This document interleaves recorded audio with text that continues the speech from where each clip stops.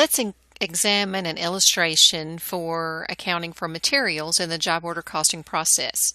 For example, Packwright is manufacturing backpacks, and they've given us the following information.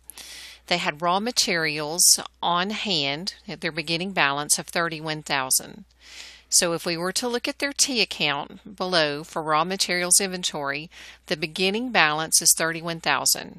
An asset is normally a debit balance on your balance sheet. So we've started out with $31,000. They purchased canvas on account for $65,000, and they purchased sewing machine lubricating oil on account.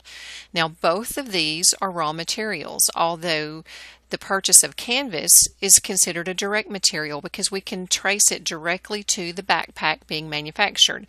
On the other hand, lubricating oil would be considered an indirect material because it's harder to trace. So what we would see in our T account from materials here is that we have purchased $66,000 worth of raw materials inventory. So regardless of whether it is a direct material or an indirect material, when we originally purchased materials, we debit the raw materials account for those purchases. Hence, we see the $66,000 debit here in raw materials. Now, it shows that we had material requisitions for canvas of $63,000, and we had requisitions for sewing machine lubricating oil of $400. So let's take into consideration what we need to do with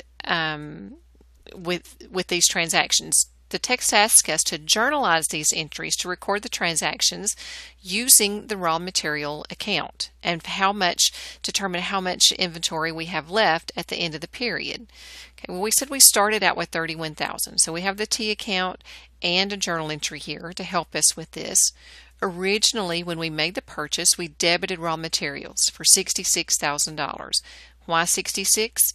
65 for the direct materials and 1,000 for the indirect materials.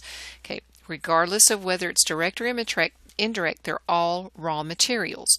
So we have a debit of 66,000 and a credit to accounts payable. Then we had a request, and they may have come at the same time or different times. Your book just combines them as if it happened at one time. A request for canvas of $63,000. And if you remember from our discussion in the chapter, that means we need to credit raw materials of $63,000. We also had $400 in sewing machine oil, so we need to credit it for the $400. So in total, we are removing $63,400 from our raw material account. That's why you see this credit, $63,400. We purchased $66,000 worth of material. We have used $63,400. Where did it go? The $63,000 for canvas, remember, is a direct material, so it goes directly into work in process because I can trace it to the exact order or job or product that we're working on. On the other hand, the $400 for the indirect materials gets debited to manufacturing overhead. Remember, actual cost of overhead get applied to manufacturing overhead. And so as we've used up direct materials and indirect materials, we see direct going into work in process. We see indirect going into manufacturing overhead. The total amount is coming out of our raw materials account. So how do we know how much we have left in raw materials? If I started with 31, I add 66 for my purchases.